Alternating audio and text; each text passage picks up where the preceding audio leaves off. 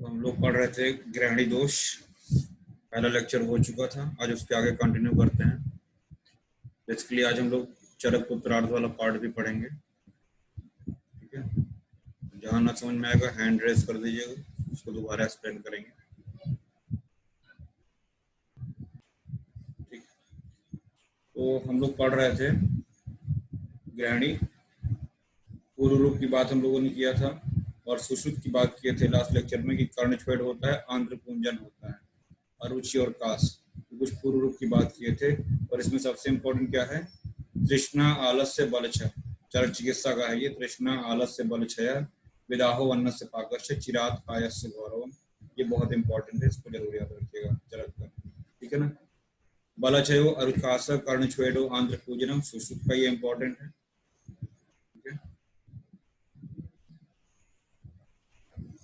कर्णछेदो आंत्रपूजनम।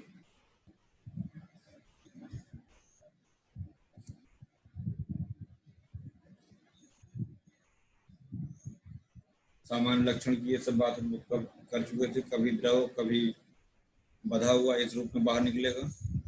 भोजन करने के तुरंत बाद मल की प्रवृत्ति कृष्टा है, तृष्णा, अरोचक, वैरस्य, तमः प्रवेश, हाथ पैर में शोथ होगा, अस्थियों में वेदना और छर्दी। चरक चिकित्सा 15 का। स अस्थि परवरूप छर्दनम ज्वरा। शून्य पाद करा मतलब हाथ पैर में स्वेलिंग रहेगा। तृष्णा है, अरोचक है, वैरस्य है। तमकान्विता मतलब तम जैसे अंधेरे में प्रवेश कर रहा हो, तमः प्रवेश। ठीक है, तो ये सब चीजें याद रखिएगा। अधिशिष्ट विबद्धम, कभी मल बहुत शीघ्रता से, कभी विबद्ध रूप में। ठीक है ना? कभी मल की प्रवृत्ति बहुत द्रव रूप में, कभी जो है सॉलिड फॉर्म में। इस तरीके से मल की प्रवृत्ति होती है। तो ये सभी लक्षण जो है आचार्य चरक ने बताए हैं। लास्ट लेक्चर में हम लोग ये सब पढ़ चुके हैं।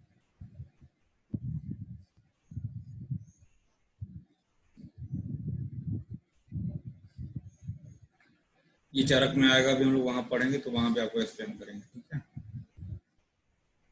इसमें एक इम्पॉर्टेंट चीज है, छर्दी एवं अतिसार एक साथ होता है वातिक अतिसार में। छर्दी एवं अतिसार एक साथ है।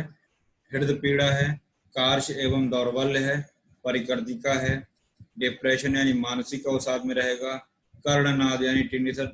याद रखिए कर्णछेद वादी ग्रहणी का लक्षण चल रहा है। तो कर्णछेद कहाँ था और कर्णनाद कहाँ है, ध्यान रखिएगा। ये आया कंठास से शोफा क्षुत तृष्णा तिमिरा कर्णयो सुना, इसी को बोल रहे हैं। कर्णयो सुना है, याद रखिएगा। ठीक है ना? कर्णछेद पूर्व रूप में है, कर्णयो सोना वातिक ग्रहणी का लक्षण है। ये आपको इंपॉर्टेंट है, ध्यान रखना है इसको। ठीक है ना? उसी को कर्णनाद कह दिया। तो ओरिजिनल कंटेंट याद रखिएगा। और भोजन पचने पर आदमन, गुल्म हृदय और प्लीहा। गुल्म हृदय और प्लीहा रोग की आशंका होती है किसको? ग्रहणी को। वाय मंदाग्नि की वजह से। जिसको ग्रहणी विकार है उसको गुल्म हृदय और प्लीहा रोग के होने की संभावना रहती है। ठीक है, ये भी आपको याद रखना है। और सबसे इंपॉर्टेंट कई बार पूछा है, गृद्धि सर्वरसाना। गृद्धि सर्वरसाना ये बहुत इंपॉर्टेंट है, याद रखिएगा। ये वातिक ग्रहणी का लक्षण। अभी हम लोग इसको जब चरक उत्तरार्ध पढ़ेंगे तो वहां पे हम बताएंगे। तो कर्णयो स्वना है, गृद्धि सर्वरसानम ये इंपॉर्टेंट है, इसको याद रखिएगा आप। हृदय पीड़ा, वातिक ग्रहणी में हृदय में पीड़ा है, काश है, दौर्बल्य है, परिकर्तिका है। परिकीर्तिका लिखा है, चाहे उसको परिकीर्तिका पढ़ी चाहे परिकर्तिका, एनल फिशर को बोलते हैं। ये वातिक ग्रहणी के लक्षण हुए।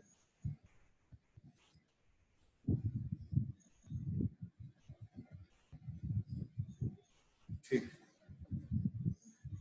फिर इसके बाद आता है पित्तज। पित्तज ग्रहणी की हम लोग बात करते हैं। अपक्व मल का वर्ण नील या पीत होना, जहाँ नीला पीला होगा वहां पे पित्त ही रहेगा। सो अजीर्ण नील पीताभम पीताभ सारते द्रवम। ठीक है, पीले वर्ण का द्रव के रूप में त्याग करेगा। उत्तम अम्लो उद्गार निकलेगा, है ना? और कंठदाह अरुचि और तृष्णा हो जाएगी इसमें। वही चीज विभिन्न आचार्यों ने थोड़ा सा यहाँ देख लेंगे। रोगी का वर्ण येलो हो जाएगा, दुर्गंध युक्त अम्ल उद्गार, एसिडिक बेल्चिंग जैसे उद्गार आएगा, डकार आएगी। हृदय और कंठ में दाह होगा। इसके पहले हृदय पीड़ा था, यहाँ हृदय कंठ दाह है, अरुचि है, तृष्णा है। फिर आता है कफज ग्रहणी की बात करते हैं। उत्क्लेश, नौजिया, वोमिटिंग जब भी होगा तो कफज में ज्यादातर होता है। मुख मीठा मीठा सा रहेगा, ये भी कफज में अक्सर होता है। अरुचि एनोरेक्सिया हमेशा कफज में ज्यादा मिलेगा। कास एवं प्रतिशाय ये आपको कहाँ मिल रहा है? कफज ग्रहणी में। परिकर्तिका कहाँ मिल रहा था? वातज में। हृत पीड़ा कहाँ था? वातज में था। तमा प्रवेश कहाँ था? तमकान्विता। तमा प्रवेश कहाँ था? वातिक में। ये लक्षण में सामान्य लक्षण में। उदर प्रदेश में भारीपन, उदर प्रदेश में बहुत हैवीनेस रहेगा। लॉस ऑफ लिबिडो, दुर्बलता, अपक्व, गुरु एवं कफ युक्त मल, आलस्य है, ठीक है ना। रोगी को कृष्णता नहीं होती पर दुर्बलता रहती है, बहुत इंपॉर्टेंट चीज है ये। क्या है अभी नीचे बताते हैं, देखिए कौन सा है, हाँ, हृदय मन्नते स्त्यान उदरम स्तिमितम गुरु, ये इंपॉर्टेंट है, कफज ग्रहणी का लक्षण। ऐसे एक श्लोक आया था गुल में, हमने पढ़ाया था एक बार, वहां देख लीजिएगा। एक तो ये इंपॉर्टेंट है, हृदय मन्नते स्त्यानम उदरम स्तिमितम गुरु, और एक ये है अकृशस्यापि दौर्बल्यम आलस्य च कफात्मके। अकृशस्यापि दौर्बल्यम, कृश नहीं होते हुए भी बिल्कुल दुर्बल होता है, यही यहाँ लिखा गया था, देखिए ऊपर। रोगी कृश नहीं होता है पर दुर्बल होता है, ठीक है ना। मतलब कैचेक्सिक होता है, कैचेक्सिया मतलब बिल्कुल हड्डी पसली दिखता रहे, उसको कैचेक्सिक बोलते हैं। मतलब ऐसा नहीं रहेगा, दिखने में तो मजबूत दिखेगा बट दुर्बल रहेगा, वीक रहेगा, ठीक है ना। और हृदय मन्नते स्त्यान उदरम, उसका मतलब क्या हुआ? उदर प्रदेश में भारीपन। हृदय मन्नते स्त्यान उदरम, उदर प्रदेश में भारीपन होता है, एक ये इंपॉर्टेंट था। और अकृशस्य दुर्बलो, अकृशस्यापि दुर्बल, मतलब अकृश होते हुए भी, मतलब कृश नहीं है फिर भी दुर्बलता है उसके शरीर में, ये कफज ग्रहणी का लक्षण है। एवरीथिंग रिवाइज होगा अभी आगे। इसमें मल त्याग के समय कष्ट होता है, मल त्याग का प्रवृत्ति भी बढ़ जाता है।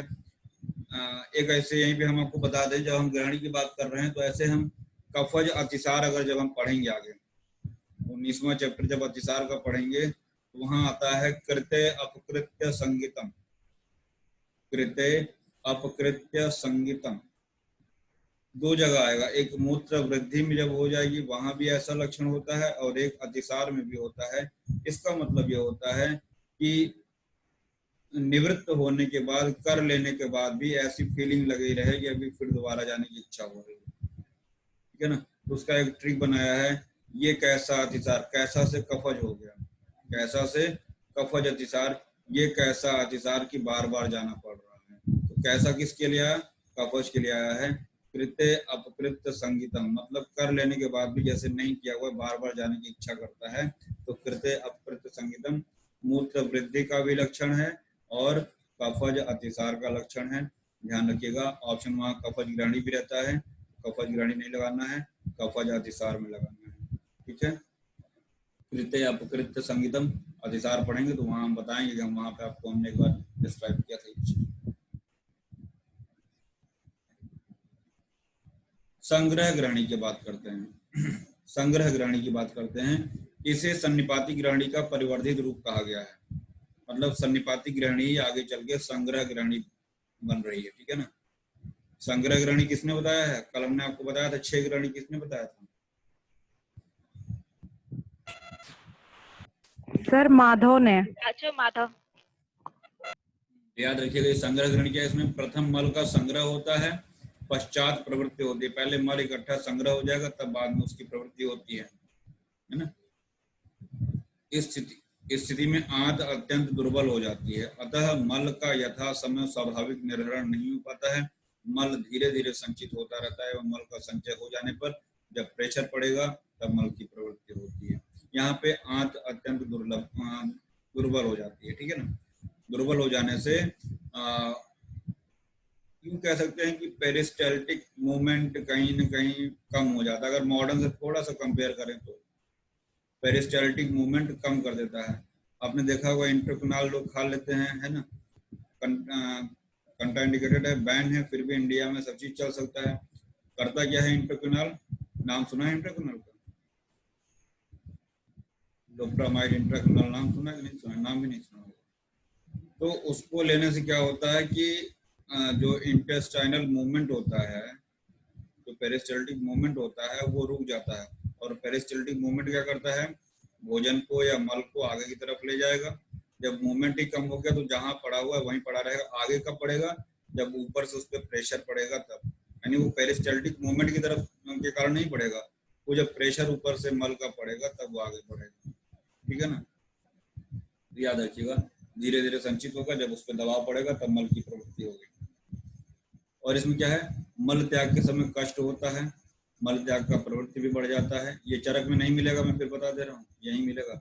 इसका आक्रमण 1 माह 15 दिन 10 दिन, याद करिए अपस्मार वाला, 1 महीने 15 दिन 12 दिन, और ये क्या है 1 महीने 15 दिन और 12 दिन।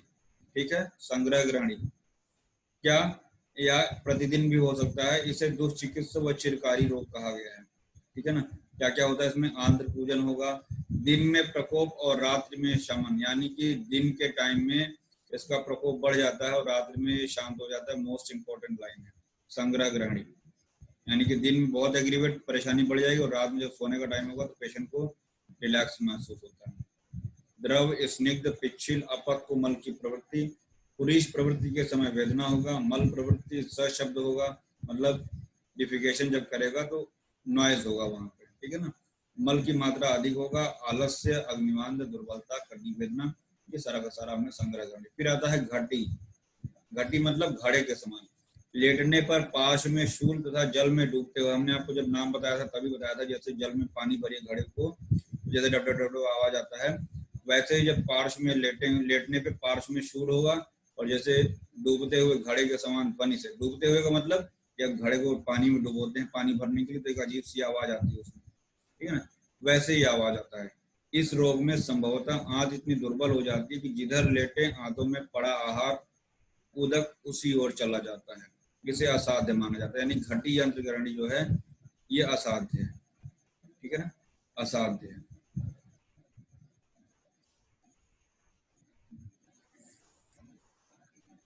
अक्सर ये मॉडर्न में अगर कंपेयर किया है शर्मा सर ने तो इसको इंटेस्टाइनल ट्यूबरकुलोसिस से कोरिलेट कर दिया है, जो हम लोग कॉच एब्डोमेन वगैरह पढ़ते हैं, कॉक्स एब्डोमेन, तो उससे इसका कंपेयर कहीं न कहीं किया गया है, इंटेस्टाइनल ट्यूबरकुलोसिस। ठीक है, तो क्षय की अवस्था भी इसको मान लिए हैं, असाध्य मान लिए हैं। ठीक है, अति दुर्बल, अति निद्रा, सोते समय पार्श्व, मल की प्रवृत्ति के समय आवाज होना, यहाँ भी आवाज हो रही है, पार्श्व होगा। देखिएगा, स्वतः पार्श्व शूलम गलत ज्वलह घटी ध्वनि, मतलब पार्श्व में शयन करने पे जैसे घट को जल में डुबोते हैं ऐसी वेदना होगी, मतलब ऐसी आवाज होगी। ठीक है ना, असाध्यम, याद रखिएगा, घटी मतलब घाट तक ले जाएगा, मतलब असाध्य मतलब मार देगा, ऐसे याद रखिए।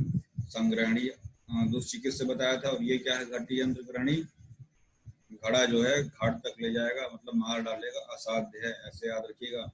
फिर देखिएगा इसके पहले वाला, पच्छान मासाद और दशाहाद्वा नित्यम वापदम मुंचति, पक्ष में, मास में और 10 दिन में इसका प्रकोप होता है। दिवा प्रकोपो भवति रात्रो शांति, मतलब दिन में प्रकोपित होता है, रात्रि में शांति हो जाता है। अगर इतना रख के पूछे तो आपको समझ लेना चाहिए कि ये घटी यंत्र सॉरी संग्रह ग्रहणी की बात कर रहे हैं। और एक इसके बगल वाला जो ये लाइन है ये भी बहुत इंपॉर्टेंट है, ध्यान रखिएगा, दुर्विज्ञेय दुष्चिकित्सा चिरकालानुबंधिनी। एक लाइन बोल रहे हैं, कहाँ पढ़ा था, दुर्विज्ञेय दुर्निवार डैश डैश व्याधिर महाबला, सर राजक्षमा।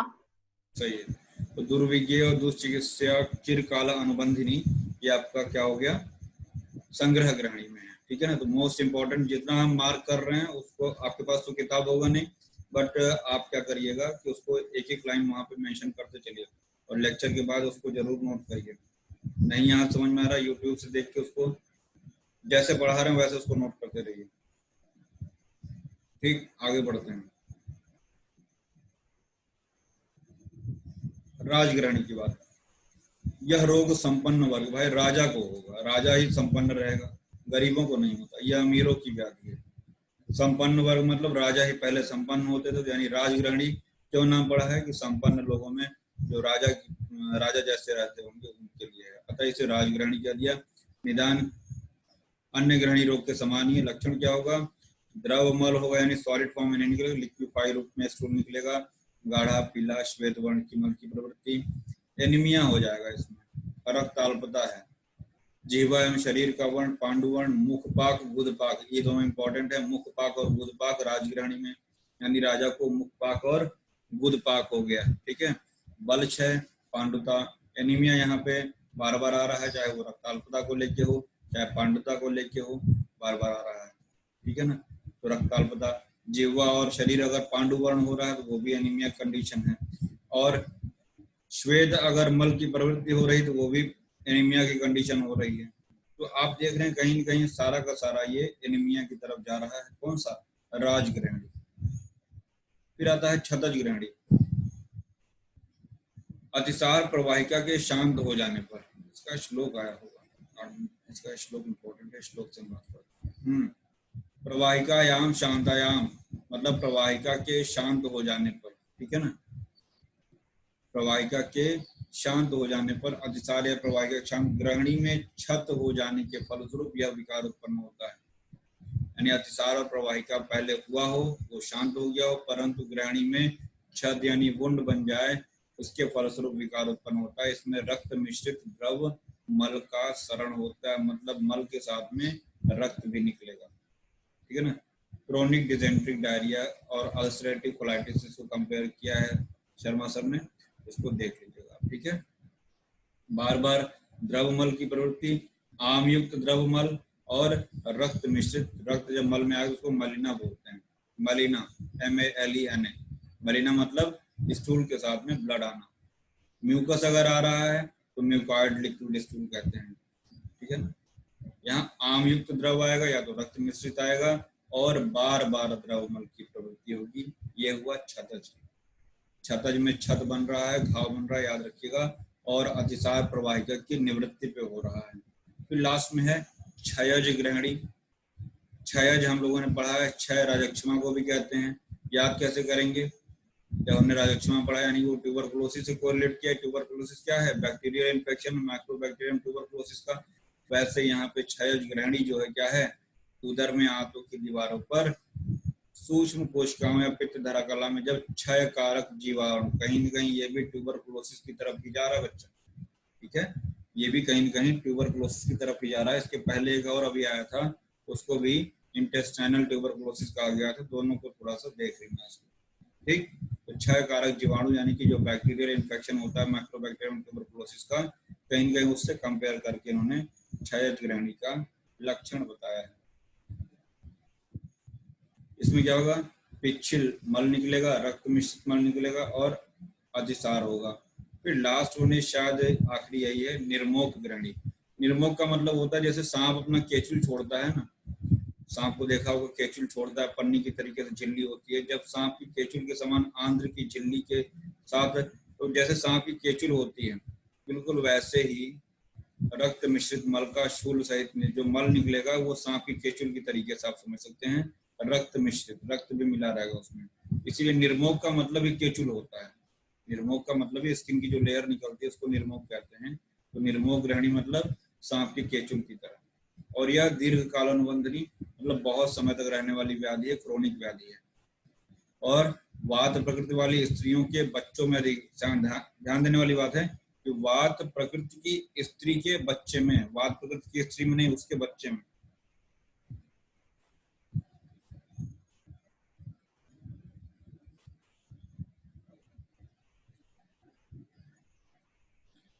और ये निर्मोक ग्रहणी में देखिए कॉन्स्टिपेशन, विबंध मिल रहा है। निर्मोक ग्रहणी में विबंध मिल रहा है। श्लोक में आ जाते हैं 1 नंबर में। सशूलम चाम आम भूयिष्ठम, सशूलम आम भूयिष्ठम पिक्ष छोड़ित संयुक्तम सर्प निर्मोकम, जैसे सांप का केचुल निकलता है, सदृश मतलब उसकी तरह, सांप के केचुल की तरह, सदृश अंतरांतर कलामय पुरीशम सह निर्मोक सांद्रम द्रवम थापी वा, मतलब पुरीश कैसा निकलता है जैसे सांप का केचुल होता है उस तरीके से, ठीक है ना। और देखिए सबसे इंपॉर्टेंट है विबंध। आपको हवा भी ना लगेगा कि ग्रहणी में विबंध भी हो रहा है, कॉन्स्टिपेशन भी हो रहा है। तो किस ग्रहणी में विबंध हो रहा है? निर्मोक ग्रहणी में, याद रखिएगा, ठीक है ना। और क्या है? चिर अनुबंधनी, यानी बहुत लंबे समय तक ये व्याधि रहती है। और कृच्छ साध्य है, ये भी याद रखिएगा, ठीक है ना। क्रोनिक भी है और कृच्छ साध्य भी है।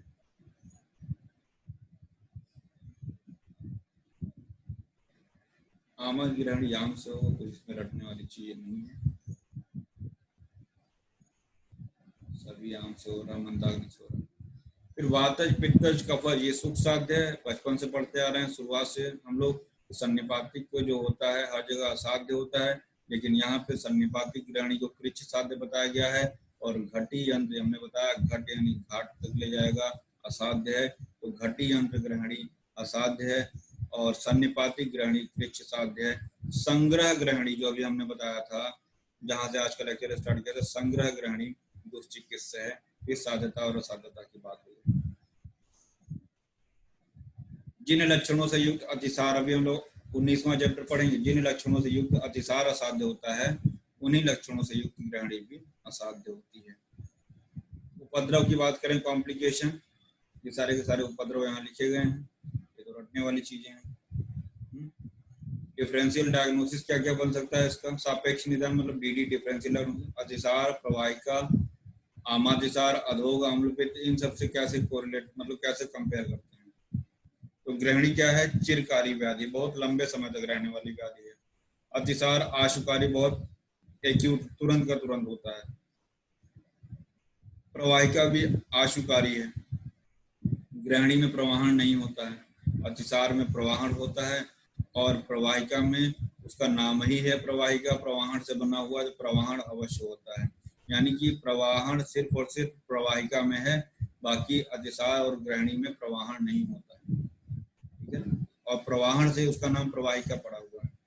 और कभी कभी सकफ के साथ में, ग्रहणी में कभी कभी कफ के साथ भी मल निकलेगा, मल कभी सकफ, इसमें भी अतिसार में, लेकिन मल सदैव कफ युक्त रहता है प्रवाहिका में। मतलब प्रवाहिका का लक्षण क्या है, उसमें मल सदैव कफ युक्त रहेगा। कार्य विशेष रहता है किसमें, ग्रहणी दोष में, आपने देखा था, द्रव मल बार बार अपक्व अन्न युक्त, ये सब देख लेना, ये इनकी अपनी लिखी हुई बातें हैं, सब एक बार देख लेना, अंतर कभी कभी यूजी में पूछ लेता है, ये इंपॉर्टेंट है। बालकों में ग्रहणी साध्य होता है, बालके ग्रहणी साध्या, योनिकृच्छा समीरिता, वृद्धे तो साध्या, कहाँ गया ये पहला नंबर, इसको बताने जरूरी है। ग्रहणी दृष्टि बालकों में साध्य, युवाओं में कृच्छ साध्य और वृद्ध में असाध्य होती है। जो बच्चों में क्या होता है, ये साध्य है, युवावस्था में कृच्छ साध्य और असाध्य किसमें होता है, वृद्ध में होता है। ये लाइन छूट गई थी, नीचे श्लोक देखा था मुझे ध्यान। तो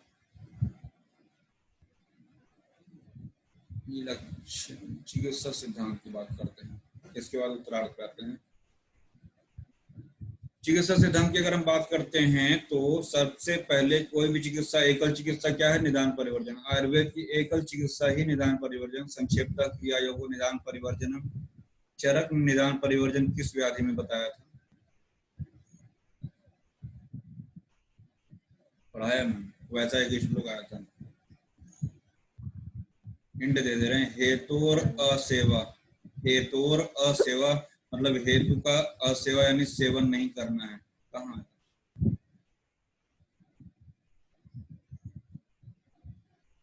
सर मैं सही है, पढ़ते रहो भाई।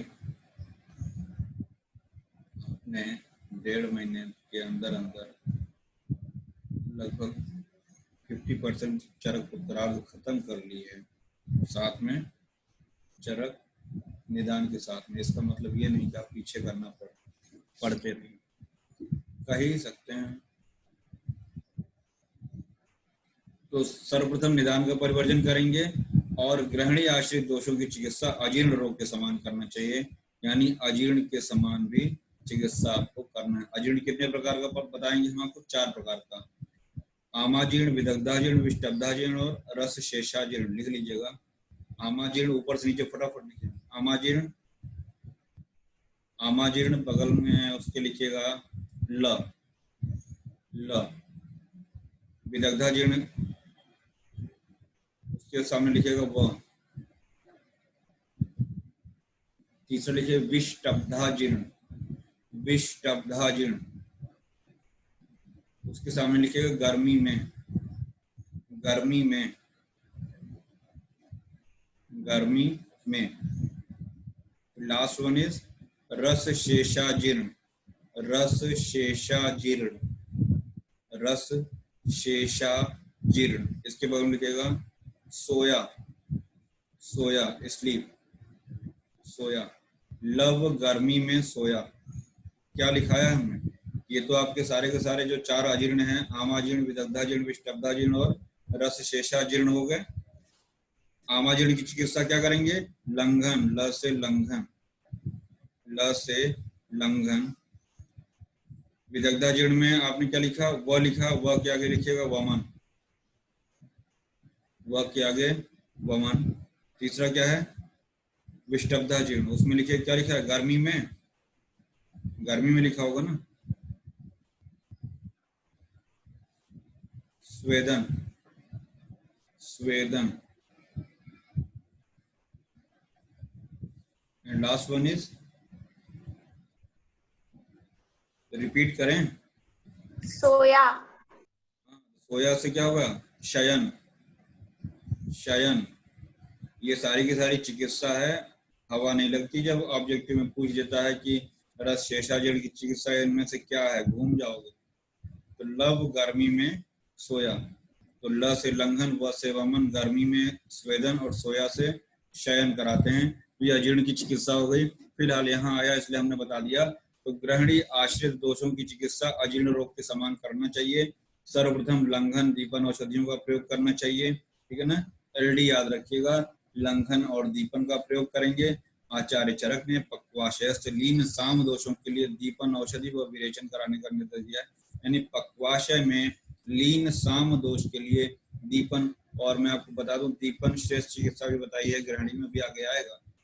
विरेचन करने का निर्देश दिया है तथा सर्व शरीरगत साम रस होने पर उन्हें लंघन एवं पाचन औषधियां देकर जीतना चाहिए। यानी कि अगर केवल पक्वाशय में आम दोष है तो दीपन और विरेचन करना है, और सर्व शरीरगत अगर है तो आपको लंघन और पाचन देना है।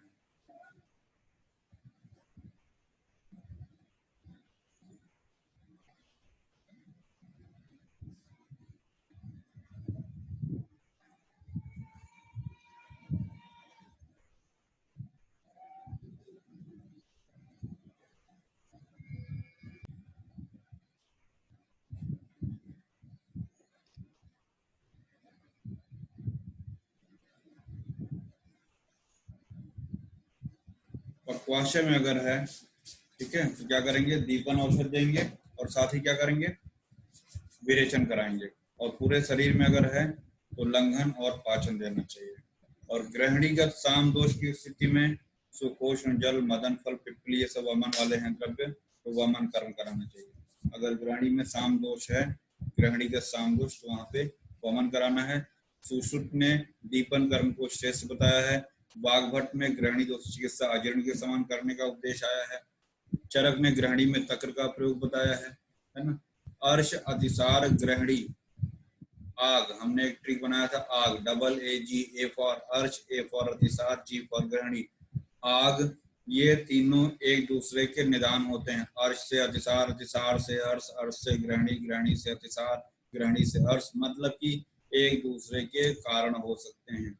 तो आग याद रखिएगा, अर्श, अतिसार, ग्रहणी, ये तीनों परस्पर एक दूसरे के कारण हो सकते हैं, निदान हो सकते हैं, तथा अग्नि के मंद होने पर उत्पन्न होते हैं। अतः इनकी चिकित्सा क्या करेंगे?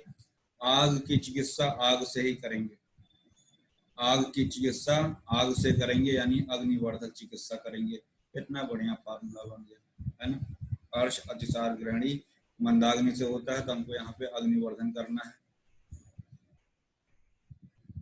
ये लाइन देखिएगा, ग्रहणी आश्रितम रोगम अजीर्णवद उपचार, मतलब ग्रहणी दोष की चिकित्सा अजीर्ण के समान करनी चाहिए, ठीक है। ये श्लोक इंपॉर्टेंट है, 15वें का 75।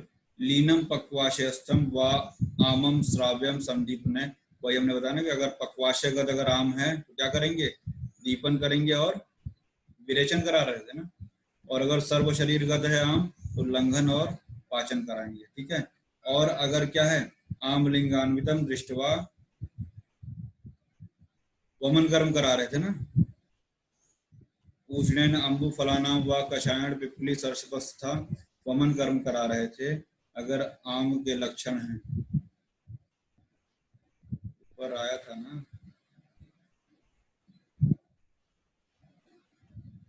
ग्रहणी का साम दोष की स्थिति में, एक ये हमने बताया अभी श्लोक में नीचे, एक ये हमने बताया कि अगर पक्वाशयगत अगर है तो दीपन औषधि और विरेचन डीवी, डीवी याद रखे, पीडीवी याद रखिए, ये हम याद करने का ट्रिक बता रहे हैं। पीडीवी से आपको याद है पक्वाशय में अगर है तो डी यानी दीपन, बी फॉर विरेचन कराएंगे, तो पीडीवी याद रहेगा, है ना। सर्व शरीरगत अगर है वहां पे एलपी था, कुछ भी याद रखिए, इस तरीके से ट्रिक बना बना के याद रखिए तो कभी नहीं भूलेंगे आप।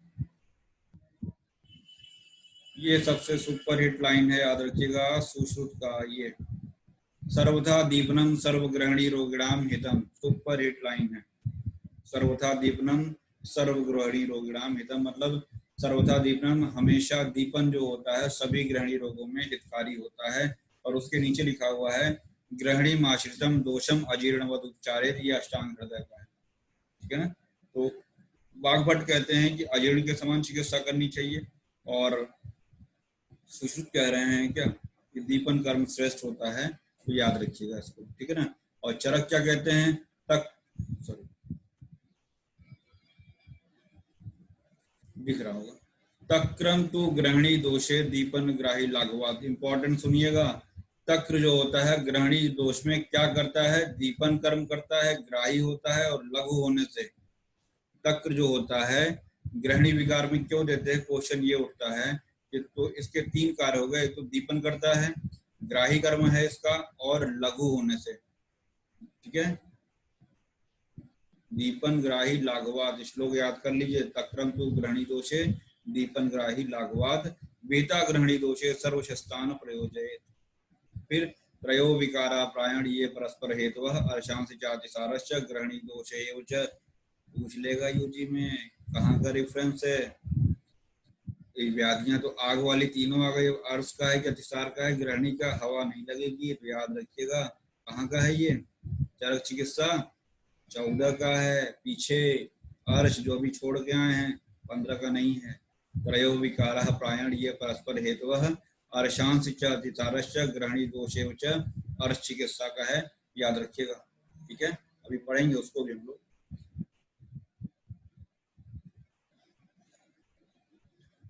अग्नि का आश्रय स्थल है और यह अन्न को ग्रहण करती है, इसलिए ग्रहणी कहा जाता है। हम लोग कल पढ़े थे ग्रहणी रोग क्या है, अधस्तु पक्वामो वा प्रवृत्तम ग्रहणी गदः उच्यते सर्वेमेव अन्नम प्रायो हास्य विदह्यते, जठराग्नि मंद हो जाएगी, गोदामार्ग से पका हुआ या बिना पका हुआ, यानी पक्व अपक्व दोनों मल निकलता है, आहारांश निकलने लगता है, तो इस स्थिति को ग्रहणी रोग कहते हैं, ठीक है ना। प्रायः संपूर्ण आहार विदग्ध होकर अम्ल हो जाता है। निदान क्या है ये आपके सामने लिखा हुआ है।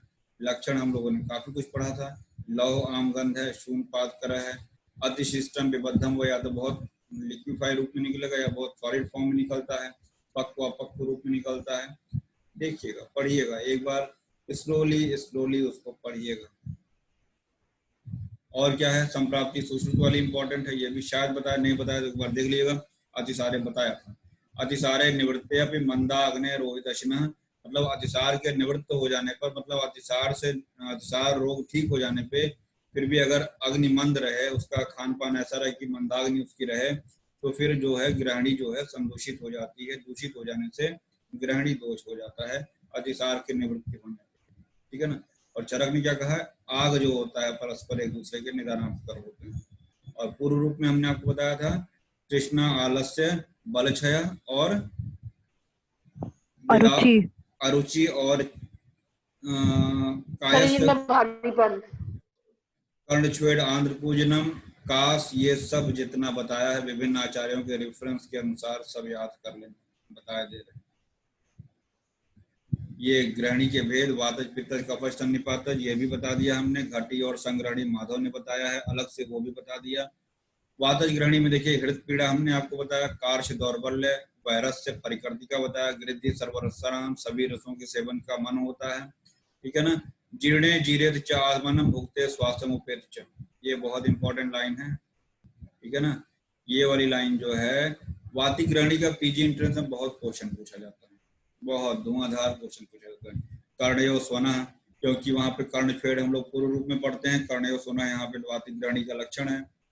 गृद्धि सर्वरसानाम, कार्श दौर्बल्यम, है ना। वात गुल्म हृदय रोग प्लीहा की आशंका बनी रहती है, किसको, वातज ग्रहणी वाले को, यानी वातज गुल्म की, हृदय रोग की, प्लीहा की, है ना, इन सब की आशंका बनी रहती है। पित्त ग्रहणी में क्या होता है, पीतावसारते द्रवम, और कफज ग्रहणी स्त्री स्वहर्षणम, यानी कि वही जो आया था कि विवाह का इच्छा नहीं करता स्त्री स्व अहर्षणम, ऐसे करके उसको भी पढ़ेंगे, अभी जो वहां हम चार बताएंगे वहां पे आएगा, ये शब्द याद रखिएगा, स्त्री स्वहर्षणम। और अकृशस्यापि दौर्बल्यम आलस्य च, अकृश होते हुए मतलब कि शरीर से तो मजबूत दिखेगा लेकिन दुर्बलता रहेगी। कुछ योग यहाँ पे आया हुआ है, देख लेते हैं, फिर हम लोग आते हैं चरक पे। दशमूलाधिकृत, पंचमूलाधिकृत, चंदनाधिकृत, चंदनादि पहले हम लोगों ने ज्वर में पढ़ा था, चंदनाधिकृत यहाँ पे है। क्षारघृत, चित्रकादिवटी, चित्रकादिवटी में मातुलुंग और दाडिम स्वरस की भावना है, याद रखिएगा। चित्रकादिवटी दीपन पाचन कर्म करता है, अजीर्ण में देते हैं बेसिकली इसको, मातुलुंग और दाडिम स्वरस की भावना है, विटामिन सी की भावना है, याद रखिएगा, ठीक है ना। तक्र के लिए आया है, तक्रम तु ग्रहणी दोषे, आगे वाला इंपॉर्टेंट है, क्या है, दीपन ग्राही लाखवात। और एक चीज और बता दें, तक्र जो होता है कफ वात शामक होता है, कफ वात शामक। अब हम लोग आएंगे थोड़ा सा चरक उत्तरार्ध पे, ठीक। ये जो है ना,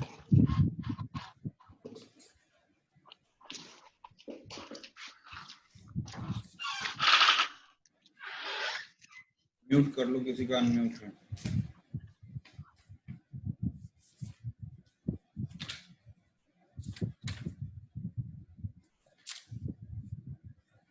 पेज नंबर 459 पे, अगर जिसके पास बुक है तो देखिएगा 459 पे बिल्कुल नीचे एक श्लोक लिखा हुआ है, ये श्लोक नंबर 41। यो ही भुंक्ते विधि त्यक्त्वा ग्रहणी दोष जान गदान स लौल्या लभते शीघ्रम, ऐसा करके वहां पे श्लोक आया हुआ है। तो ग्रहणी किन कारणों से उत्पत्ति होती है उसके लिए आचार्य ने बताया है, क्या, जो मनुष्य जिह्वा की चंचलता से आहार की विधियों को छोड़कर भोजन करता है, जो आहार करने के, भोजन ग्रहण करने के जो नियम बताए गए हैं, वो जिह्वा की चंचलता से अगर उन नियमों के विरुद्ध भोजन करता है तो ग्रहणी की विकृति से होने वाले रोग शीघ्र ही प्राप्त होते हैं। अब इसके बाद ग्रहणी कला की विकृति से होने वाले रोग की बात करेंगे, ठीक है। ऊपर कुछ बातें लिखी हुई हैं। अम्ल पित्त का स्वतंत्र वर्णन जो है काश्यप में आया है, अम्ल पित्त जो व्याधि है उसका सबसे पहले वर्णन जो है काश्यप में आया है और उसके बाद माधव में आया है, ठीक है ना। और शारंगधर ने अम्ल पित्त के 3 भेद किए हैं। कैसे किए हैं, जैसे हम लोग रक्त पित्त के 3 भेद पढ़ते हैं, कौन कौन से, ऊर्ध्व अधः उभय, वैसे ही शारंगधर के अनुसार अम्ल पित्त के भी 3 भेद होते हैं, याद रखिएगा। तो शारंगधर के 3 भेद हो गए अम्ल पित्त के। अम्ल पित्त का सबसे पहले वर्णन आया है काश्यप में, ठीक है। और अजीर्ण, सुश्रुत, वाग्भट, काश्यप, इन सब के अनुसार 4 हैं, 2 अलग से हो जाते हैं, माधव में ऐड हो जाते हैं, अभी बताएंगे वो भी। और शारंगधर में अजीर्ण के 3 भेद हैं। ये अजीर्ण के आपके भेद हो गए। 4 अजीर्ण की चिकित्सा हमने अभी आपको लव गर्मी में सोया वो हमने आपको बताया, ठीक है। एक तीक्ष्णाग्नि व्याधि है, तीक्ष्णाग्नि मतलब भस्मक अग्नि की तरफ अगर हम बात करें, भस्मक अग्नि मतलब बहुत ज्यादा अग्नि संयुक्त हो जाए, बहुत ज्यादा अग्नि प्रज्वलित हो जाए, तो जैसे खाना खाए वैसे बार बार भूख लगना, उसको बोलते हैं तीक्ष्णाग्नि। तो तीक्ष्णाग्नि के यहाँ कंडीशन लिखा हुआ है, कफ क्षीण, के क्षीण मतलब कफ क्षीण होता है, पित्त कुपित होता है, मारुत अनुगम होता है। जैसे लिखा है बच्चा वैसे रट डालो। तीक्ष्णाग्नि की कंडीशन क्या है, कफ क्षीण, पित्त कुपित, मारुत अनुगम, ठीक, इसको याद कर रखिएगा। तीक्ष्णाग्नि की कंडीशन होती है दोषों की, तीक्ष्णाग्नि में दोषों की कंडीशन है। फिर ग्रहणी रोग का सामान्य निदान की बात करते हैं। सारे वही अजीर्ण को उत्पन्न करने वाले, भोजन न करने से, अजीर्ण होने पर भी भोजन करने से, अधिक मात्रा में भोजन करने से, विषम, कभी सम कभी बिना समय पर, मतलब कभी समय पर कभी बिना समय भोजन से, असाथ में भोजन यानी प्रकृति विपरीत भोजन। हमने आपको एक शब्द बताया था हितभुक, मितभुक, ऋतभुक, अगर इनका आप प्रॉपरली पालन नहीं कर रहे हैं। गुरु, शीतल, अत्यंत रूक्ष दूषित आहार के सेवन से, वमन विरेचन आदि का विभ्रम हो जाए, और व्याधि कर्षण से, देश काल और ऋतुओं की विषमता से, मल मूत्र वेगों को धारण करने से जठराग्नि दूषित हो गई। दूषित हुई जठराग्नि खाए हुए लघु अन्न को भी उचित रूप में नहीं पचा पाती है, और नहीं पचा हुआ यह अन्न शुक्त यानी अम्ल का रूप बन जाता है, और नहीं पचा हुआ विष के समान हानि करने वाला होता है। याद रखिएगा, दूष्यति अग्नि है, अग्नि दूषित करेगा।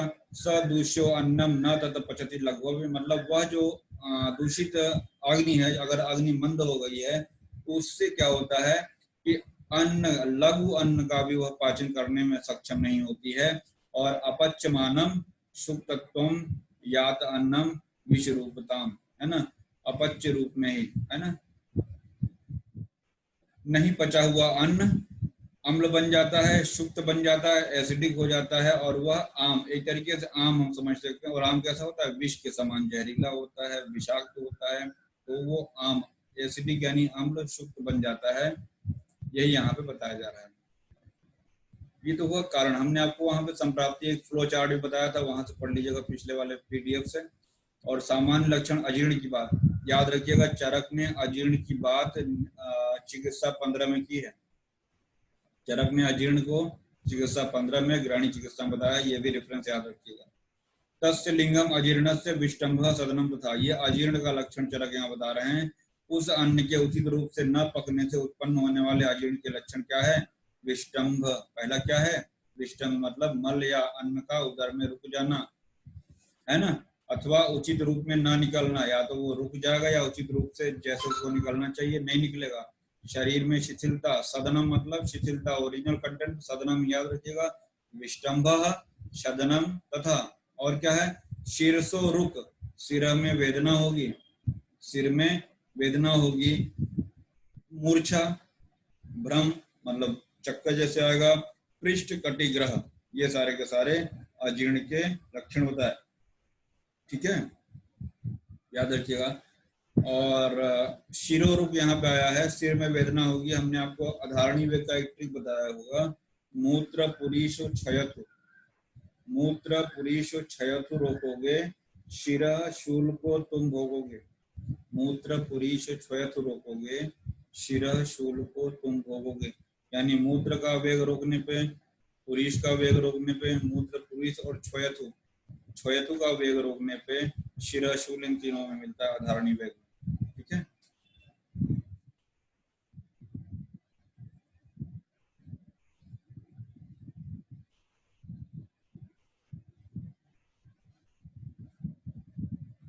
आम विष कफ के साथ तो यक्ष्मा। हाँ, अब ये जो आम है जब ये कफ के साथ मिल जाएगा, यानी आम प्लस कफ, तो क्या क्या बनाएगा, यक्ष्मा, पीनस, प्रमेह आदि कफज रोग को उत्पन्न करेगा।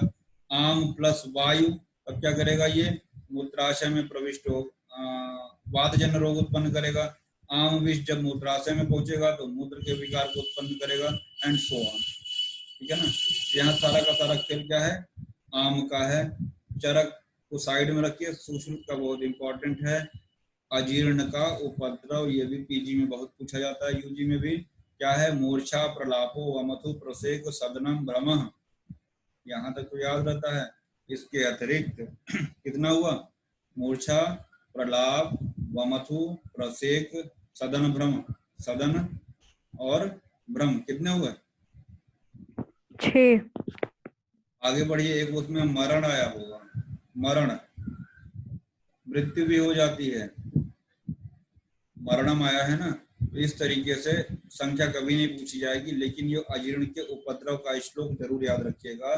कॉम्प्लिकेशन ऑफ अजीर्ण आचार्य सुश्रुत के अनुसार मूर्छा है, प्रलाप है, प्रलाप मतलब डेलीरियम, वमथु मतलब वमन, प्रसेक, सदनम भ्रमः, उपद्रवा भवन्ति इति मरणम च अप्य अजीर्णतः, अजीर्ण से ये सारे के सारे उपद्रव हो जाते हैं।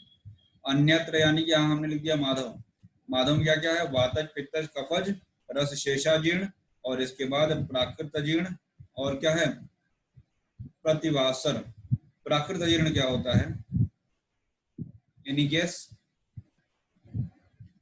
अरे जब खाना भोजन ग्रहण करते हैं तो एक प्रॉपर टाइम लगता है ना, तुरंत का तुरंत तो भोजन जीर्ण हो नहीं जाएगा, तो उसको टाइम लगता है। तो जो प्राकृतिक रूप से जो समय लगता है भोजन को जीर्ण होने में, तो भाई अभी हमने भोजन किया 2 घंटे मान लो लग रहा है, तो वो अजीर्ण की अवस्था ही तो रहेगी। अभी जैसे हमने भोजन किया और उठ गए भोजन करके, तो 2 घंटे 2.5 घंटे तक वो भोजन हमारे शरीर में अजीर्ण की अवस्था में रहेगा, बट दैट इज अ प्राकृतिक अजीर्ण, वो कोई पैथोलॉजिकल नहीं है, वो नॉर्मल है, यहाँ इतने घंटे के बाद वो जीर्ण हो जाएगा। ठीक है ना, वही माधव ने बताया है प्राकृत अजीर्ण भी।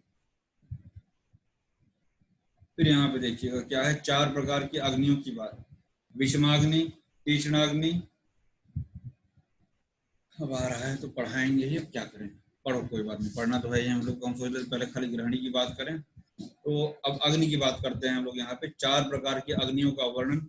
विषमाग्नि क्या है? आहार को विषम रूप से पकाती हुई धातुओं को विषम बनाती है। नाम में विषम लगा हुआ है, तो आहार को विषम रूप से पाक करेगी और धातुओं को विषम बनाएगी। अभी पीछे छूट गया, अभी बताएंगे कि आहार से धातुओं का निर्माण होता है। ठीक है ना, धात्वाग्नि, जठराग्नि, भूताग्नि सबकी क्रिया होती है किस तरीके से, तो वही कह रहे हैं। जब अग्नि जो है विषम अग्नि हो जाएगी, विषमाग्नि आहार को विषम रूप से पचाती हुई धातुओं को विषम बना देगी। तीक्ष्णाग्नि क्या करेगी? अल्प भोजन करने वाले व्यक्तियों की धातुओं को शोषण करती है। यानी कि तीक्ष्णाग्नि जो है, तीक्ष्णाग्नि कंडीशन अभी हमने आपको पीछे बताया था, कफ क्षीण करके अभी बताया था ना, कफ पित्त और वायु का मैंने वहां आपको बताया था। तो तीक्ष्णाग्नि क्या है? अल्प भोजन करने वाले व्यक्तियों की धातुओं का शोषण करती है। तो पहला हुआ धातु विषम, दूसरा हुआ धातु शोषण यानी विषमाग्नि, तीक्ष्णाग्नि। तीसरा क्या है? युक्त अर्थात समाग्नि पुरुष होता है, तो उचित मात्रा में सेवन किए हुए आहार को पकाकर धातुओं को समरूप, यानी कि युक्त आहार अगर सेवन कर रहा है कोई, तो उससे अग्नि साम्य अवस्था में बनी रही, है ना। और लास्ट में चौथा क्या कह दिया है? दुर्बलो। दुर्बल से क्या हुआ? दुर्बल अग्नि क्या हुआ? विदाह उत्पन्न।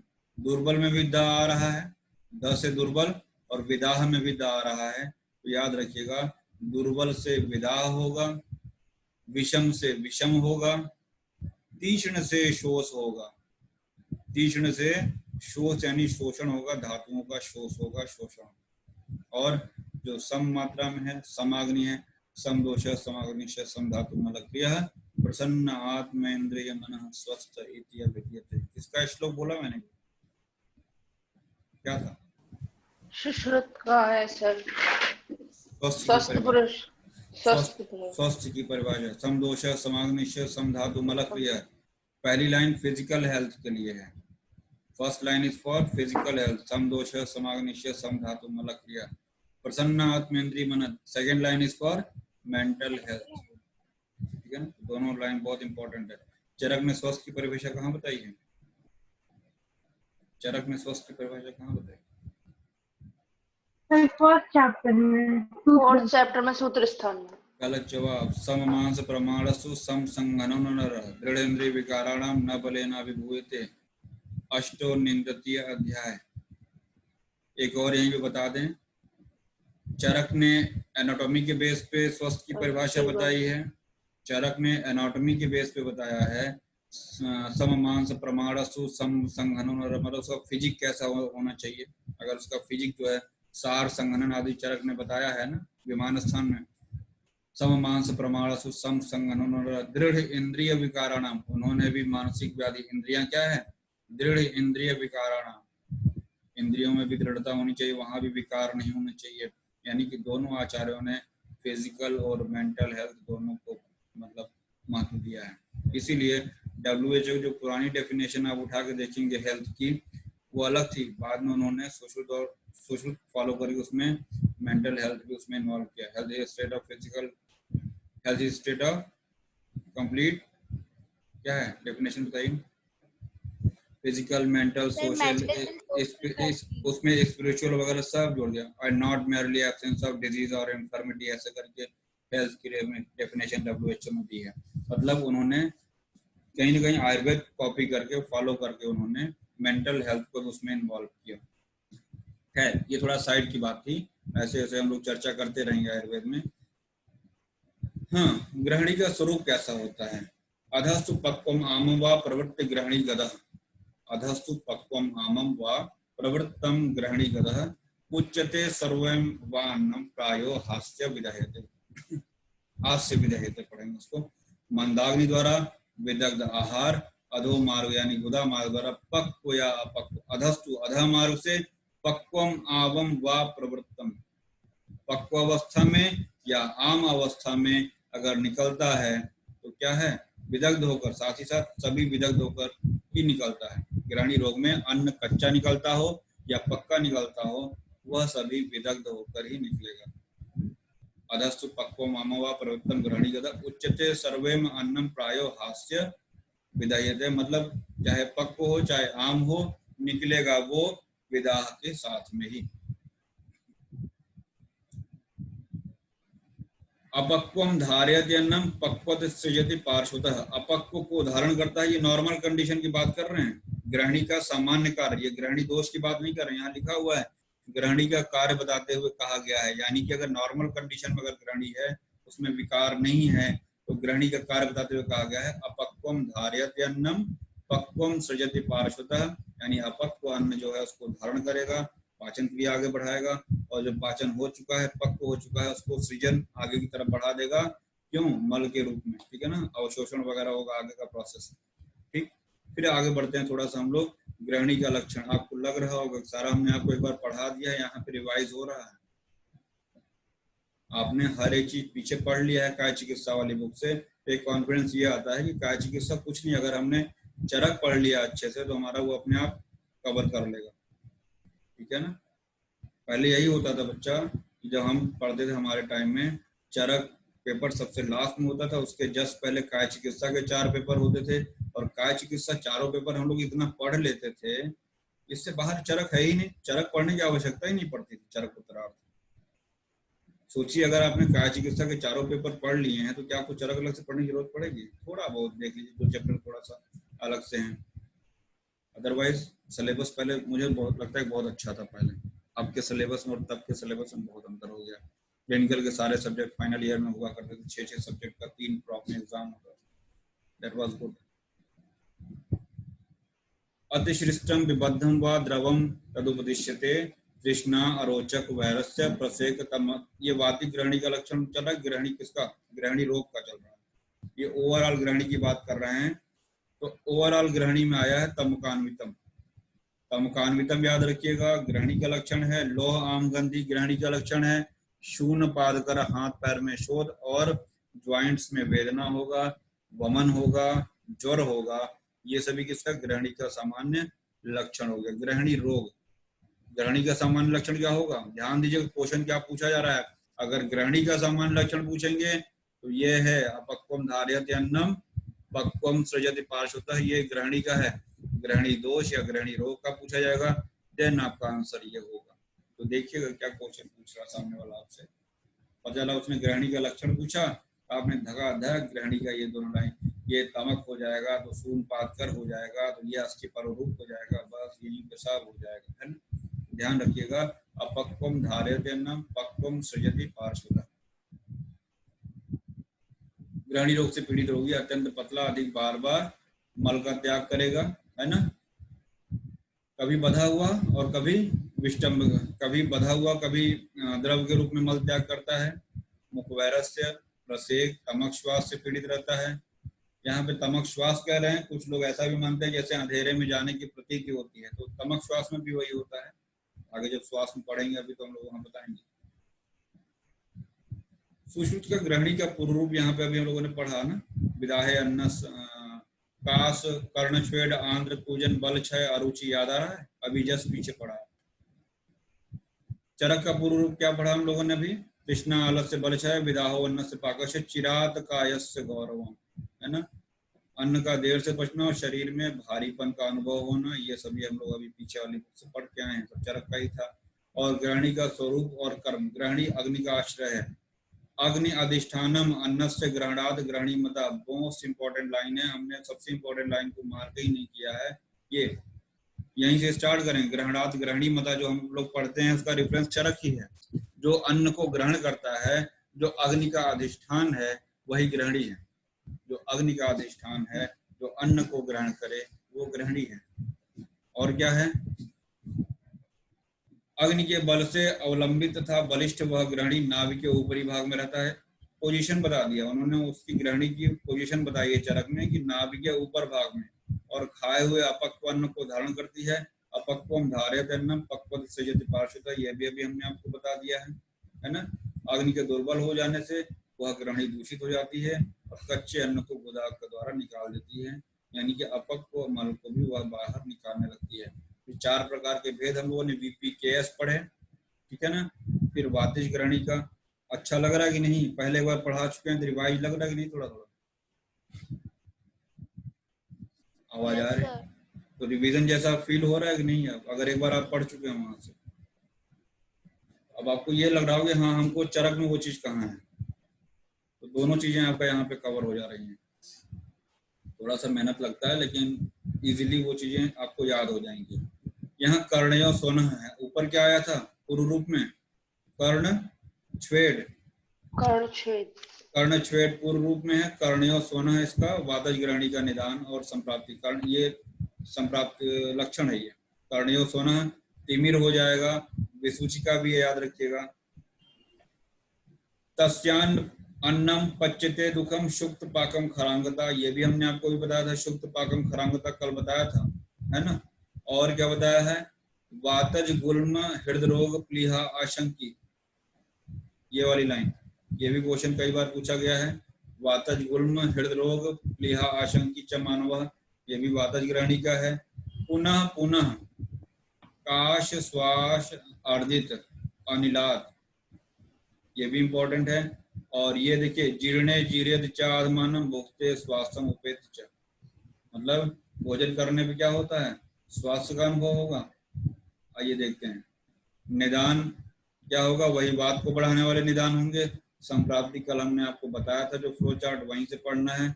देखिएगा आगे, ग्रहणी रोग से पीड़ित व्यक्ति का भोजन किया हुआ अन्न दुख से पैदा चिराद, अन्न का पाचन देर से होगा और अन्न का पाक आम्लिक होता है, एसिडिक होता है, और शरीर में खरता यानी कि रफनेस उत्पन्न हो जाती है। ये तस्यान्न अन्नम पच्यते दुखम, अन्न का पाचन बहुत दुखदाई होता है, बहुत कष्ट पूर्वक होता है।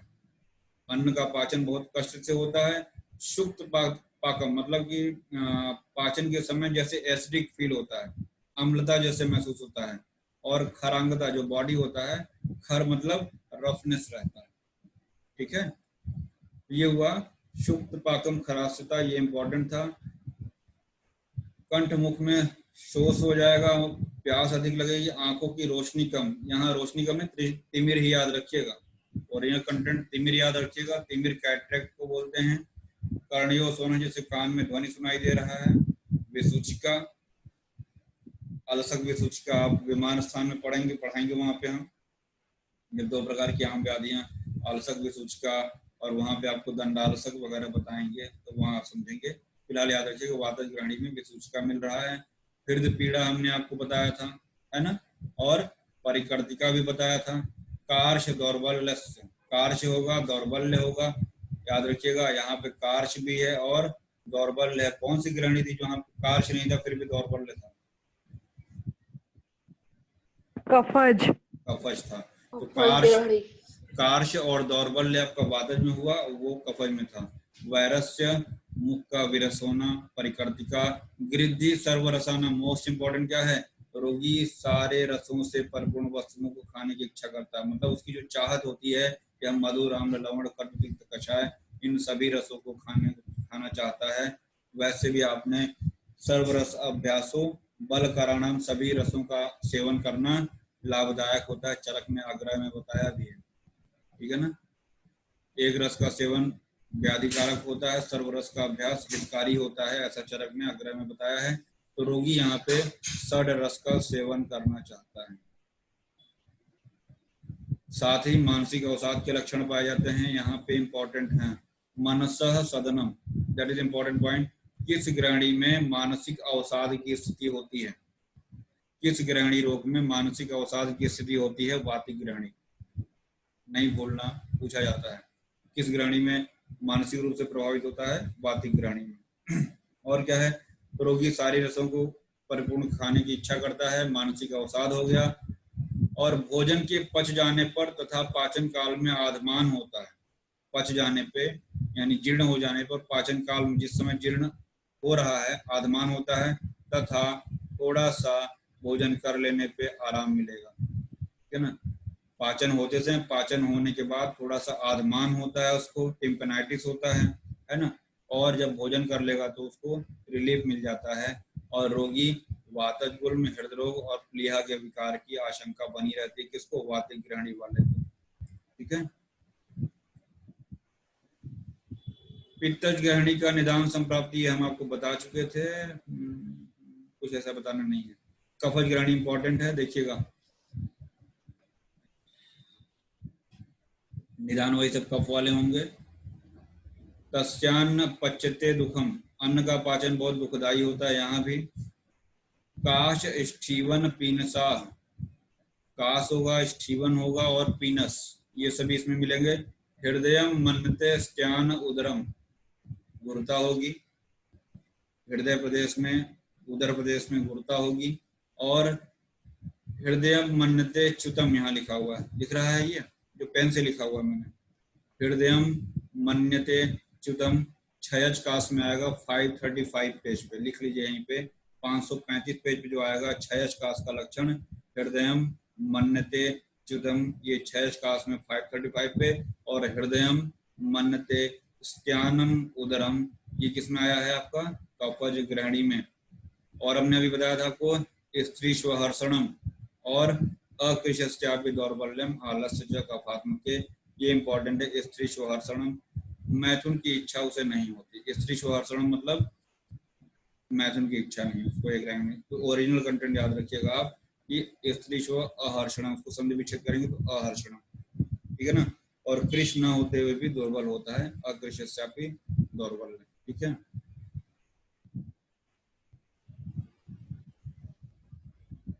त्रिदोष में सभी लक्षण मिलेंगे। अकृशम उत्तम बलम, ये एक मज्जासार पुरुष का लक्षण होता है, इसको याद रखिएगा। अकृशम उत्तम बलम, ये मज्जासार पुरुष का लक्षण होता है। और सार कहाँ पढ़ेंगे? ठीक है ना, त्वक्सार, रससार, रक्तसार, मांसार, ये सब कहाँ पढ़ते हैं हम लोग? अस्थिसार पुरुष, अभी आपको याद होना चाहिए, पढ़ेंगे तो बताएंगे। अकृशम उत्तम बलम, ये मज्जासार पुरुष का लक्षण है। और प्रवाहिका के शांत हो जाने पे क्षतज ग्रहणी, ये गणनाथ सेन ने बताया है, ठीक है ना, कि जब प्रवाहिका ठीक हो जाएगी तब क्षतज ग्रहणी हो जाता है। क्षतज और क्षयज ग्रहणी गणनाथ सेन ने बताया था। तो उन्होंने क्या कहा, जब प्रवाहिका रोग शांत हो जाएगा, जिसमें प्रवाहन होता है, तो क्षतज ग्रहणी हो जाएगा, ठीक है ना। साम ग्रहणी को समझकर गर्म जल पिलाकर वमन कराना चाहिए। यानी कि अगर ग्रहणी साम है, अभी पढ़ा था हम लोगों ने पीछे, याद आ रहा है? क्या पढ़ा था, फटाफट बताओ। ये अगर पक्वाशय में है तो दीपन और विरेचन करा रहे थे, डीवी। और अगर सर्व शरीर में है तो क्या करा रहे थे? लंघन। पढ़िए। विदग्ध आहार से मूर्छित कुपित वातार जब ग्रहणी में आश्रित होते हैं, अर्थात ग्रहणी रोग उत्पन्न करते हैं, तो उसमें विष्टंभ, प्रसेक, ये सब उत्पन्न होता है। साम ग्रहणी को समझकर उष्ण जल में वमन कराना चाहिए। मदन फल, पिपली, सरसत कल्प से वमन कराना चाहिए। यानी कि ये ग्रहणी में अगर साम दोष है तो उसकी बात कर रहे हैं, ठीक है ना। फिर आया यहाँ पे चिकित्सा सिद्धांत की बात। आम दोष में उदर में लीन हो गया हो अथवा पक्वाशय में, ध्यान दीजिएगा, लीनम पक्वाशयस्थम व अप्य आमम श्राव्यम संदीपने, पक्वाशय में अगर आम है तो वहां पे आपको दीपन कर्म कराना है। शरीर अनुवदे साम्य रसे लंघन पाचनम, अगर सर्व शरीर में, ये सेकंड हाफ अलग हो गया, सर्व शरीर में अगर हो गया है तो क्या करेंगे? लंघन पाचन कराएंगे। अब यहाँ पे श्राव्यम जो है ये विरेचन के लिए आया है, ध्यान रखिएगा। इतना हम एक एक चीज अगर बताएंगे तभी आप समझ पाएंगे, चरक को समझना इतना आसान नहीं होता है। लीनम पक्वाशयस्थम वाप्यम, अगर पक्वाशय में आम है तो श्राव्य संदीपन यानी दीपन कराने के बाद विरेचन औषधियों का प्रयोग करेंगे। और अगर सर्व शरीर है तो आपको लंघन और पाचन कराना है। रिवाइज ही हो रहा है, इसलिए हमको नहीं लगता कि आप बोर हो रहे होंगे। 10-15 मिनट अभी चलने दीजिए। पंचकोल पेय का प्रयोग करेंगे। फिर वातज ग्रहणी की चिकित्सा की बात करते हैं। दीपनी द्रव्यों से सिद्ध घृत का प्रयोग कर रहे हैं वातज ग्रहणी में।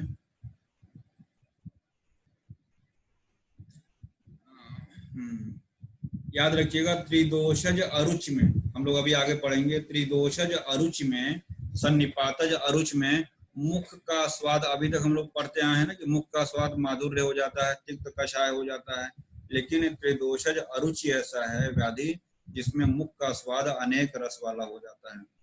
ठीक है, और स्त्री सभी रसों का सेवन सन्निपातज योनि व्यापद में हम लोग पढ़ेंगे। चूंकि यहाँ पे अभी आया था कौन सी ग्रहणी में, वृद्धि सर्वरसाना, वृद्धि सर्वरसाना वातिक ग्रहणी में आया है, और त्रिदोषज अरुच में आया है, मुख का स्वाद अनेक रस वाला हो जाता है। स्त्री सभी रसों का सेवन सन्निपातज योनि व्यापद में पढ़ेंगे। घटी यंत्र असाध्य संग्रहणी कुचिकित्सा, बार बार लिखिए, तब तक लिखिए जब तक रट न जाए। दशमूलाद्य घृत, अभी आगे हम लोग कफज कास में भी पढ़ेंगे, और यहाँ भी आया है, इसमें 7 नमक पड़ा हुआ है, 2 क्षार पड़ा हुआ है, याद रखिएगा, सज्जी क्षार, यवत क्षार, और लवण में इसमें समुद्र, विड, रोमक, दुनिया भर का, ठीक है ना, पाक नमक, सौचर नमक, सेंधा नमक, औद्विक नमक सब पड़ा हुआ है। तो 7 नमक और 2 क्षार वाला दशमूलाद्य घृत, यही दशमूलाद्य घृत नाम कफज कास में भी हम लोग पढ़ेंगे। अब है दोनों, पता नहीं क्या बकवास लिखेंगे, छोड़ो। वातज की बात चल रही है यहाँ पे, वातज ग्रहणी की, त्रयोशनाद घृत। अब ये त्रयोशनाद घृत इतना इंपॉर्टेंट है, 3 व्याधियों में है, वातज कास में, वातज ग्रहणी में, वातज गुल्म में। ठीक है, गुल्म में भी आपको पढ़ाया था त्रयोशनाद घृत, शायद गुल्म अभी पूरा नहीं हुआ है, मुझे लग रहा है कि लेक्चर गुल्म का बचा हुआ है। वातज कास में आगे मिलेगा, वातज ग्रहणी में हम लोग पढ़ ही रहे हैं, वातज गुल्म में भी पीछे था ये त्रयोशनाद घृत। ये आहार पोषण, ये सब जो पोषण पढ़ाएंगे तब तो बताएंगे। पंचमूलाद्य घृत एवं चूर्ण का प्रयोग है वातज में। आम और पक्व पुरुष की परीक्षा, कच्चा मल गुरु होने के कारण पानी में डालने पे डूब जाएगा, और यदि मल पका हुआ है तो पानी में तैरता रहता है, यानी कि चरक ने भी मल की परीक्षा बताई। आपको अभी तक आज से पहले ये नहीं पता रहा होगा कि चरक ने भी मल की परीक्षा बताई, मालूम था ये बात? नहीं पता रहा होगा। किंतु मल अत्यंत पतला या अत्यंत कठिन या अधिक शीतल या कफ से दूषित हो तो इन परीक्षाओं से मल का कच्चा या पक्का होना ज्ञात नहीं होता। एक क्वेश्चन मार्क भी लगा दिया चरक ने कि मल अत्यंत तनु हो, पतला होगा तो भी तो डूब जाएगा, है ना। वो सिर्फ सॉलिड मल की बात कर रहे हैं। ठीक, साम निराम होने पर चिकित्सा की बात करें। इस प्रकार साम और निराम रूप में मल की परीक्षा करें। साम होने पर विधिपूर्वक पाचन औषधि की चिकित्सा करें, यदि निराम है तो संशमन। याद रखिएगा, जब हम इंटरव्यू में जाते हैं कभी यूपीपीएससी या कहीं भी, वहां पे आपसे ग्रहणी की चिकित्सा पूछी जाती है, वहां पे आपसे अतिसार की चिकित्सा पूछी जाती है। अगर आप डायरेक्ट धकाधक गंगाधर नारायण चूर्ण ये दुनिया भर का अगर आप योग बताने लगते हैं तो वहीं पे आपका आंसर गलत हो जाता है। सबसे पहले you have to tell that कि हमको ये डिसाइड करना है कि साम की कंडीशन है कि निराम की कंडीशन है। अगर साम है तो वहां पे हम उसका दीपन पाचन औषधियों का प्रयोग करेंगे, पहले पाचन करेंगे वहां पे, और अगर निराम है तब वो जो आप सारे योग बताने जा रहे हैं निराम की कंडीशन में प्रयोग करेंगे।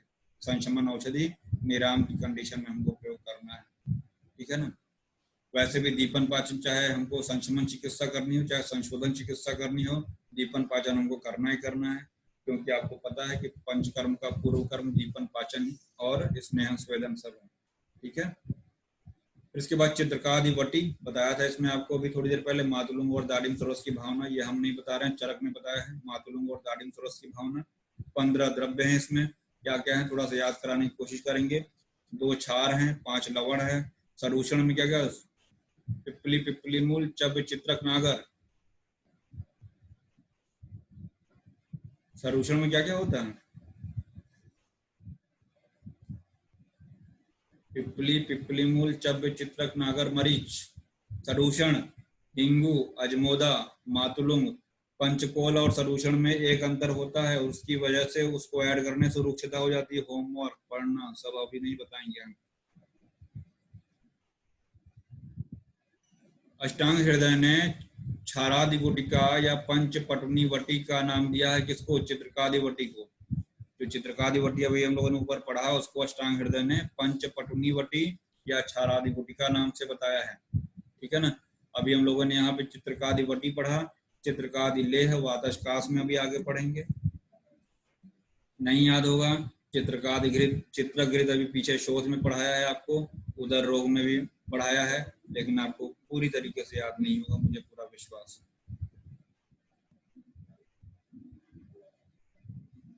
मारीचादि चूर्ण,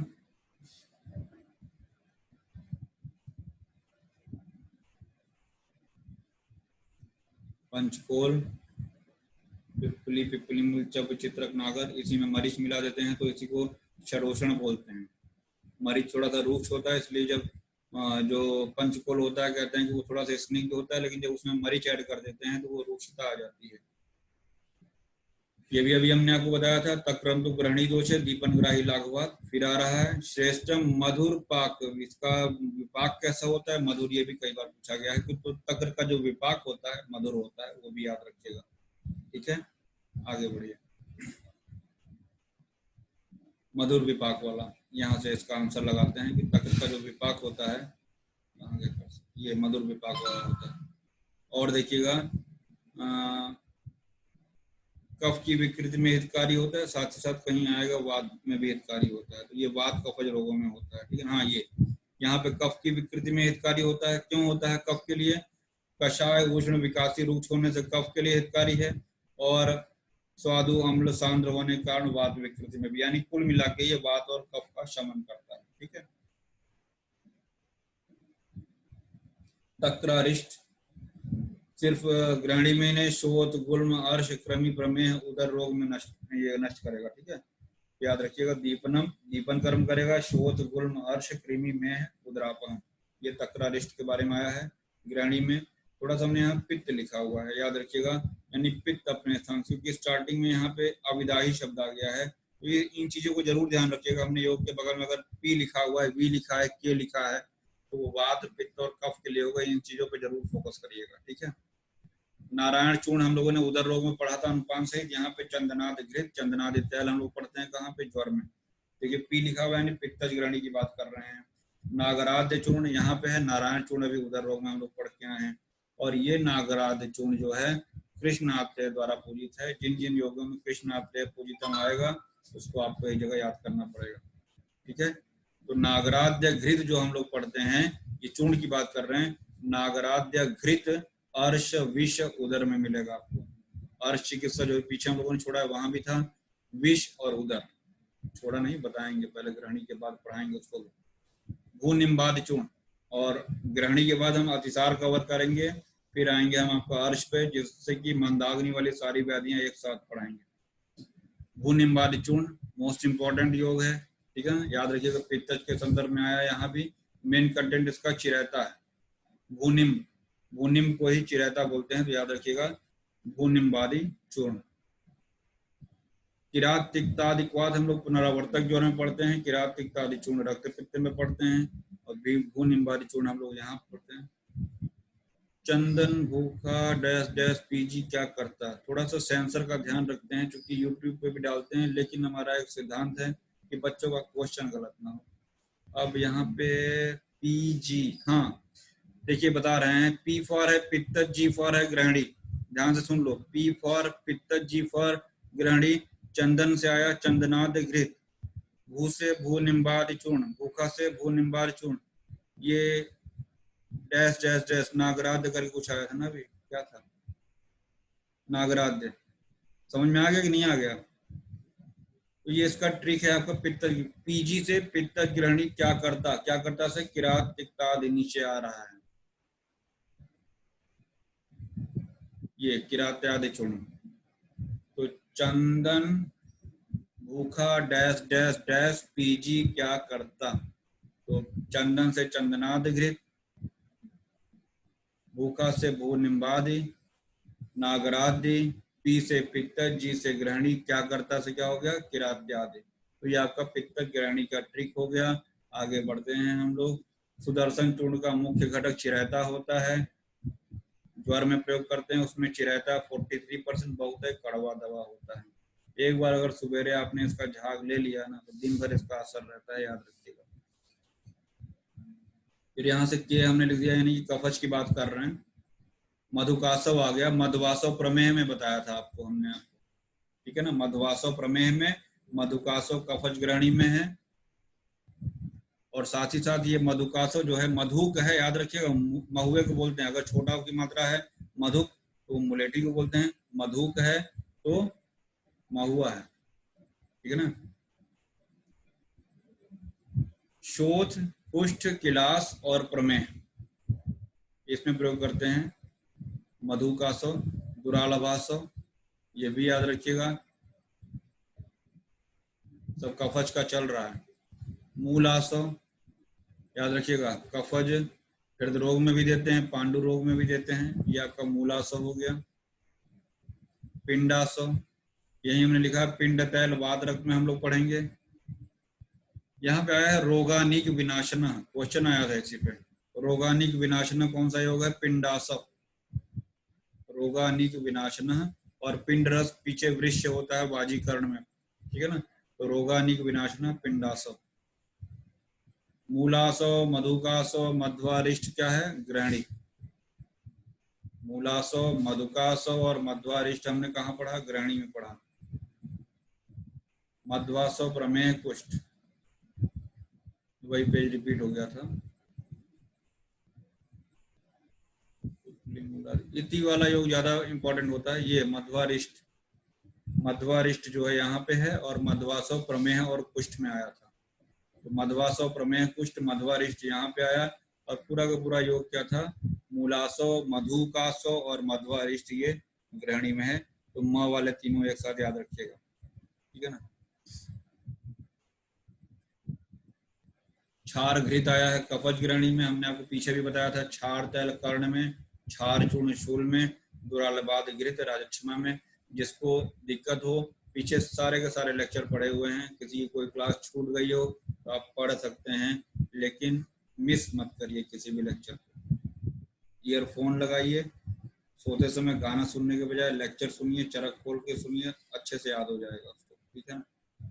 आवाज थोड़ा कर्कश है, फास्ट बोलते हैं, धीरे धीरे फ्लो में आ जाएंगे, ठीक है। दुरालबाद घृत राजक्षमा में पढ़ाया था। यहाँ कौन सा आया था, दुरालबाद लेह आया था ना। यहाँ पे हमने दुरालबाद लेह बताया है, ऊपर देखिए।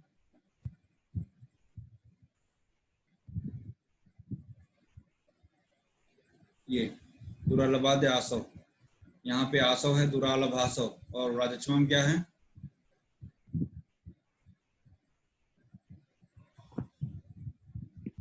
घृत है। आसो जो है ग्रहणी में है, और घृत जो है राजक्षमा में है, याद रखिएगा। लेह कहीं आया, मुझे इस समय मिस हो रहा है। भल्लातक क्षार याद करिएगा, ये क्वेश्चन आया था कि भल्लातक क्षार कहाँ कहाँ प्रयोग करते हैं, तो वहाँ पे आंसर आव था, ये लाइन याद रखिएगा। हृदय पांडु ग्रहणी दोष गुल्म उदावर्त, इन सभी में प्रयोग करते हैं भल्लातक क्षार। भल्लातक आप पीछे रसायन में पढ़ चुके हैं। दुरालबाद अभी हम लोगों ने घृत देखा, आसव देखा, यहाँ क्षार भी है। भूनिम्बादी चूर्ण देखा, यहाँ क्षार भी है।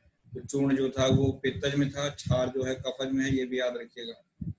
और ज्यादातर जो क्षार का प्रयोग करते हैं, एक कॉन्सेप्ट हमारा याद रख लीजिएगा, क्षार का, गौमूत्र का ज्यादातर प्रयोग कफज व्याधियों में करते हैं। ये मेरा अपना एक्सपीरियंस है। क्षार का और गौमूत्र का ज्यादातर प्रयोग किसमें करते हैं, कफज व्याधियों में। क्षार गुटिका शोध में पढ़ाए थे, वाटिका उदर है, उदर रोग में है ना। घृत ग्रहणी में आया, तैल कर्ण रोग में आया, क्षार चूर्ण शूल में सुश्रुत में बताया है। वही गुटिका यहाँ पे आया ग्रहणी में। कृष्णात्रेय पूजितम देखिए यहाँ भी आया है ना, कृष्णात्रेय पूजितम। अभी पीछे नागराध्य चूर्ण में भी हमने बताया। इस तरीके से जब हर जगह आप एक एक पॉइंट को नोट करते रहोगे ना, तो वो सब चीजें टिप पे आ जाएंगी। फिर चतुर्थ क्षार, लौह पात्र का यहाँ पे आयसे भाजन है, आयसे भाजन है, अयस लौह को बोलते हैं। लौह के पात्र में चतुर्थ क्षार का निर्माण हो रहा है। पंचम क्षार की बात कर रहे हैं। सन्निपातिक ग्रहणी की चिकित्सा, मोस्ट इंपॉर्टेंट, ध्यान दीजिएगा, पूछा जाता है कि पंचकर्म किस ग्रहणी में करते हैं। याद रखिएगा, चरक ने त्रिदोषे विधि वैद्य पंचकर्माणि कारयेत, मतलब कि वैद्य को त्रिदोषज ग्रहणी में विधि पूर्वक पंचकर्म कराना चाहिए। और क्या है, पंचकर्म करने के बाद संसाजन कर्म हम कराते हैं अग्नि और बल वृद्धि के लिए। यहाँ पे क्या होता है, अग्नि को बढ़ाने के लिए घृत, क्षार, आसव, अरिष्ट का प्रयोग बताया है, याद रखिएगा, अग्निवर्धन। वैसे भी जो हम संसर्जन कर्म करते हैं उसका उद्देश्य यही होता है, अग्नि और बल की वृद्धि करते हैं। यहाँ पे अग्नि की वृद्धि करने के लिए पंचकर्म के बाद घृत, क्षार, आसव, अरिष्ट का प्रयोग, ठीक है ना। याद रखिएगा, पंचकर्म सन्निपातज ग्रहणी में बताया गया है। सन्निपातज ग्रहणी असाध्य नहीं है, ठीक है, बाकी व्याधियां सन्निपात वाली असाध्य थी, लेकिन यह असाध्य नहीं बताया है। वात, पित्त, कफजन्य ग्रहणी की चिकित्सा अलग अलग इसी अध्याय में पहले बताया जा चुका है। अलग अलग बताई गई चिकित्साओं को क्रम से एक के बाद एक करनी चाहिए, अथवा सभी चिकित्साओं को एक में मिलाकर करना चाहिए। यह क्रिया दोष विशेष का ज्ञान, व्यत्यास चिकित्सा। व्यत्यास चिकित्सा याद रखिएगा, व्यत्यास चिकित्सा ग्रहणी में भी आया है, इसके बारे में हम लोग चर्चा बाद में करेंगे। और कुछ कल्पनाएं देखिए, ग्रहणी रोग से पीड़ित रोगियों के लिए स्नेहन, स्वेदन, शोधन, लंघन, दीपन, चूर्ण, लवण, क्षार, मध्वा, सुरा, आसव, डैश डैश डैश बहुत है। आवस्थिकी क्रिया च आवस्थिकी श्रेणु, अभी तक दोषों के अनुसार ग्रहणी की चिकित्सा बताई गई है। अब ग्रहणी रोग में अवस्था के अनुसार चिकित्सा की जाती है। कफज ग्रहणी में रूप, अग्नि, दीपक एवं तिक्त द्रव्यों द्वारा क्वाथ बनाकर बार बार थूकना चाहिए। याद रखिएगा, स्टीवन चिकित्सा, थूकने वाली चिकित्सा वात रक्त में बताया है, ज्वर में आया था, और यहाँ पे कफज ग्रहणी में, ठीक है ना। तो ये स्टीवन चिकित्सा 3 जगह, वात रक्त, ज्वर और कफज ग्रहणी।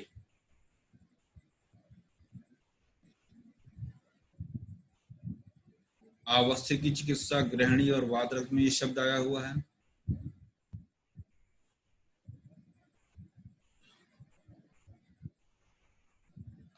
दीपन बहुपित्त से तिक्तम मधु संयुक्तम, यदि ग्रहणी विकार में पित्त की प्रधानता हो तो तिक्त मधुर रस युक्त दीपन औषधियों का प्रयोग हितकर होता है। यानी कि अगर पित्त डोमिनेंट है तो हमने यहाँ पे पीएमटी लिखा है, पी फॉर पित्त, एम फॉर मधुर और टी फॉर तिक्त, पीएमटी। और यहाँ पे लिखा है विशाल, एक नाम होता है ना विशाल, बहुत से बच्चों का नाम होता है विशाल। वी फॉर वात अगर ज्यादा है तो एस फॉर स्नेह, ए फॉर अम्ल, एल फॉर लवण, विशाल हो जाएगा। ये ट्रिक पीएमटी और विशाल अच्छे नहीं बता पाएंगे, लेकिन अगर आपने ट्रिक पढ़ा हुआ है तो आपका क्वेश्चन कभी गलत नहीं होगा, ठीक है ना। और ऐसे क्वेश्चन आपको रैंक खींच के ऊपर ले जाएंगे, एक एक क्वेश्चन का बहुत पहलू होता है, ठीक है। घृत श्रेष्ठ अग्नि दीपक यहाँ बताया है, याद रखिएगा। स्नेहमेव परम विद्यात दुर्बल अनल दीपनम नालम स्नेहम असिद्धस्य, ये श्लोक घृत के लिए है, ये बहुत इंपॉर्टेंट, ध्यान रखिएगा। 201 नंबर रेफरेंस याद रखिएगा। ऐसे घृत और सर्पी के बारे में ज्वर में भी बहुत बताया गया है, ये ग्रहणी का है, ये आपको याद रखना पड़ेगा। मात्रा पूर्वक घृत का सेवन करने से समान वायु दोष रहित होकर अपने मार्ग में चली जाती है। यह वायु अग्नि के समीप ही रहती है, इसलिए अपनी क्रिया के द्वारा अग्नि को बलवान करती है। यानी कि मात्रा पूर्वक घृत के सेवन से कौन सी वायु समान हुई, समान वायु अपना कार्य प्रॉपरली करेगी, ठीक है। समान भावना, क्योंकि समान वायु डाइजेशन का काम कर रही है। ये समान वायु के बारे में अगर फर्स्ट ईयर का श्लोक अगर आपको याद होगा तो अष्टांग हृदय का ये श्लोक पढ़ाया जाता है हम लोगों को फर्स्ट ईयर में, ये वाला। समानो अग्नि समीपस्थ कोष्ठे चरति सर्वतः अन्नम गृह्यति पचति विवेचयति भुंजति, ये समान वायु का कर्म हो गया है। अग्नि के समीप स्थित रहती है, कोष्ठ में चरण करती है, विचरण करती है, ये सभी चीजें हम लोग पढ़ चुके हैं। मल विबंध में कर्तव्य, अगर कॉन्स्टिपेशन हो जाए ग्रहणी से पीड़ित व्यक्ति की, अग्निमंद हो और उसका मल कठिन होने के कारण बहुत कठिनता से निकलता हो तो क्या करना चाहिए, सैंधव और घृत एक ही में मिला के भोजन के मध्य में प्रयोग करें, ठीक है ना। भोजन के बीच में सैंधव और घृत का सेवन करा दिया अगर किसी को ग्रहणी से पीड़ित रोगी को विबंध हो जाए। किस ग्रहणी में हो रहा था विबंध, अभी पीछे स्टार्टिंग में पढ़ाए थे, हमने बताया था कि यहाँ पे थोड़ा सा सुनने में अटपटा लगता है, ग्रहणी में विबंध कैसे हो जाएगा। कौन सी ग्रहणी थी वो,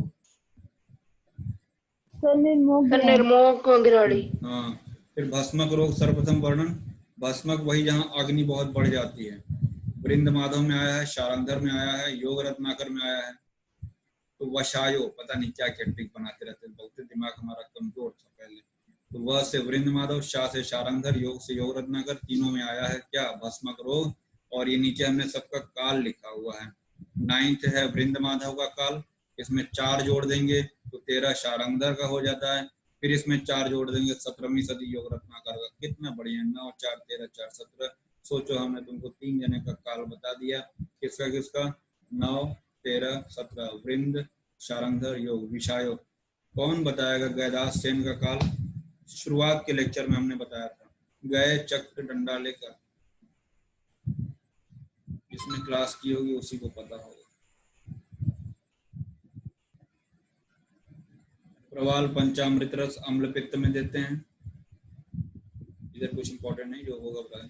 तीक्ष्णाग्नि रोग याद आ रहा, अभी स्टार्टिंग में बताया थे, नरे क्षीण कफे पित्तम कुपितम मारुतानुगम, स्टार्टिंग में भी बताया था हमने, ये इंपॉर्टेंट है। कफ क्षीण होगा, पित्त बढ़ा हो रहेगा। जब मनुष्य के शरीर में कफ क्षीण हो जाता है, पित्त कुपित हो जाता है, उस पित्त के साथ वायु लगी रहती है। अनुगम मतलब लगा रहना, तो वह पित्त अग्नि के स्थान में अर्थात ग्रहणी कला में जाके अपनी गर्मी से जठराग्नि को बल देता है, यानी जठराग्नि प्रबल हो जाएगी। तो जैसे भोजन करेगा बार बार जल्दी शीघ्रता से पाचन हो जाएगा, है ना। देखिए तीक्ष्ण जठराग्नि खाए हुए आहार को बार बार शीघ्र पचा डालती है ना। तो इसमें होता क्या है, धातुओं के पचने पर, और अगर आहार जो जठराग्नि अगर तीव्र हो गई है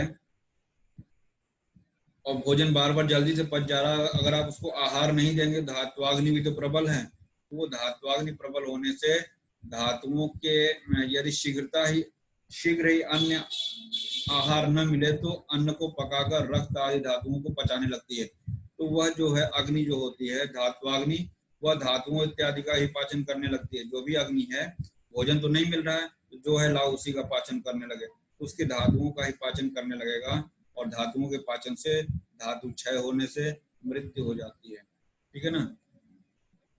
सुश्रुत ने भैंस का दूध, दही और घृत तीनों को अति अग्निनाशक बताया है। भैंस का दूध, दही और घृत, इन तीनों को अति अग्निनाशक बताया गया है। अमरूद को अम्ल पारावत कहते हैं, अति अग्निनाशक होता है ना। अमरूद जो होता है इसको अम्ल पारावत, अति अग्निनाशक। और सुश्रुत ने भैंस का दूध, दही और घृत तीनों भैंस का ही है, उसको अति अग्निनाशक कहा है। यह आपका अति अग्नि चिकित्सा। और चरक की अति अग्नि की चिकित्सा क्या है, तीक्ष्णाग्नि यानी भस्मक रोग की चिकित्सा क्या है, देखिए। बढ़ी हुई अग्नि की शांति जल के द्वारा शीघ्र हो जाती है। कॉन्सेप्ट मैंने आपको बताया था, जैसे आग पे पानी डाल दीजिए वैसे ही आग बुझ जाती है, उसी प्रकार अग्नि का अत्यंत तीव्र हो जाने पे गुरु स्नेह शीतल मधुर और विज्जल अन्नपान के द्वारा शीघ्र ही अन्न की शांति हो जाती है। मुहुर्मुहु अजीर्णे भोजनस्य उपहारेत, अजीर्ण में भी हो जाए तो बार बार उसे भोजन देना चाहिए। भाई जब पाचन हो जाए तो उसे बार बार खिलाओ ना, जब उसकी अग्नि बढ़ी गई तो क्या भुक्कड़ जिसको बोलते हैं। आविक सर्पी का प्रयोग करेंगे, गोधूम का प्रयोग करेंगे, ये सब देख लीजिएगा। यहाँ पे हमने लिखा है क्षीर बस्ती वात रक्त में, पित्तजगुल्फ में, अस्थि प्रदोषज विकार में और हलीमक में, 4 जगह जो है क्षीर बस्ती का प्रयोग बताया गया है, याद रखिएगा। ये वात रक्त, पित्तजगुल्फ, अस्थि प्रदोषज विकार में।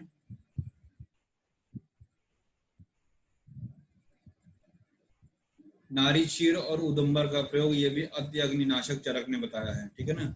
नारी स्तन्य का प्रयोग और उदुम्बर जिसको गूलर बोलते हैं, इसका प्रयोग भी अति अग्निनाशन के लिए चरक में बताया गया है, इसको रिमेंबर याद रखिएगा। नारी स्तन्य और उदुम्बर।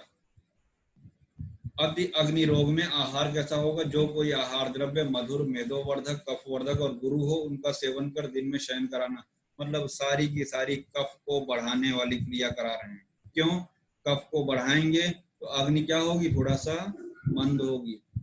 कॉन्सेप्ट क्लियर हुआ, कफ को बढ़ाने से अग्नि मंद होगी, ठीक। याद रखिए, जो आहार द्रव्य मधुर से भी कफ बढ़ेगा, मेद को बढ़ाएंगे तो उससे भी कफ बढ़ेगा, कफ वर्धक से तो कफ बढ़ेगा ही, गुरु आहार से भी कफ बढ़ेगा, ठीक है। यहाँ तक तो हो गया। चलते चलते प्रमिताशन क्या होता है, नपा तुला भोजन। प्रमिताशन मतलब नपा तुला भोजन, डाइटिंग करना, उसको एक रस आहार सेवन, इसको भी आप प्रमिताशन में ला सकते हैं, प्रमिताशन। फिर उसके बाद है समशन, पथ्य और अपथ्य को मिला के खाना, समशन मतलब मिक्सिंग करके। अध्यशन जैसे अध्ययन, कल का पढ़ा था, अध्ययन किया था, अभी रिवाइज नहीं किया, आज नया नया हो गया तो अध्ययन हो गया ये। वैसे अध्ययन पिछला वाला नहीं पचा था, फिर से खा लिया तो वो अध्ययन हो गया। विषमासन क्या है? मात्रा से कम या ज्यादा खा लेना। विष मतलब मात्रा से कम या ज्यादा, या काल से पूर्व, समय से पहले या समय के बाद में भोजन करना, ये विषमासन में आता है। तो हमने आपको ये भी बता दिया। सम अग्नि का महत्व तो बहुत इंपॉर्टेंट है, ये श्लोक 234 यूजी पॉइंट ऑफ व्यू से बहुत इंपॉर्टेंट है। कफे वृद्धे जिते पित्ते मारते चानल सम सम धातु पच्यंत अन्न पुष्ट आयुर्बल वृद्ध है, ये समाग्नि का महत्व है, देख लीजिएगा इसको। समशन विषमासन अध्यशन की परिभाषा हमने ऊपर ही बता दिया आपको। पथ्य पथ्य को अगर एक साथ मिला रहा है तो समशन हो जाएगा। अध्यशन क्या है? पहले किए हुए आहार का बिना पाचन हुए दोबारा ले रहा है तो अध्यशन हो गया वो। और विषमासन क्या हुआ? मात्रा से अधिक अथवा विषमम क्या है? बहु व अल्पम। विषम क्या है? बहु व अल्पम, मतलब बहुत अधिक मात्रा में, अल्प मात्रा में अगर ले रहा है तो वो। और एक चीज है अतीत कालयो, प्राप्त अतीत कालयो मतलब समय के बीत जाने के बाद या समय के पहले ही अगर कर रहा है, यानी काल के अनुसार भी उसको परिभाषित किया है और मात्रा के अनुसार भी परिभाषित किया है। किसको? विषमासन को। और पहला ही है पथ्य अपथ्य को एक साथ, तो क्या कर रहे हैं? समशन कह रहे हैं। ठीक है, ये सब देख लेना, बच्चा पढ़ा दिया है, मेहनत बहुत की है अपने तरीके से। हृदयम पुंडरीकवत, हृदय को कमल के समान बताया है। हृदय को कमल के समान सुश्रुत ने भी बताया है, शायद शारीर 4 में या 5 में, मुझे एग्जैक्ट नहीं याद आ रहा है। हृदय को कमल के समान बताया है। यदि प्रातः काल में सेवन किए गए आहार का पूर्ण पाचन न हो तो भी सायंकाल में भोजन करने से कोई हानि नहीं होती है। मतलब प्रातः काल में सेवन किए गए आहार का पूरा पाचन नहीं हुआ तो भी सायंकाल में भोजन कर लेना चाहिए, उससे कोई हानि नहीं है। इसका कारण यह है, जिस प्रकार दिन में सूर्य की किरणों से कमल खिल रहा है, उसी प्रकार दिन में सूर्य की किरणों से हृदय विकसित रहता है। हृदय के विकसित होने पर शरीर के सभी स्रोतस खुले रहते हैं। रेफरेंस याद रखे रहना, ठीक है ना? रेफरेंस याद रखना, हृदय कुंडली ग्रहणी चिकित्सा में है।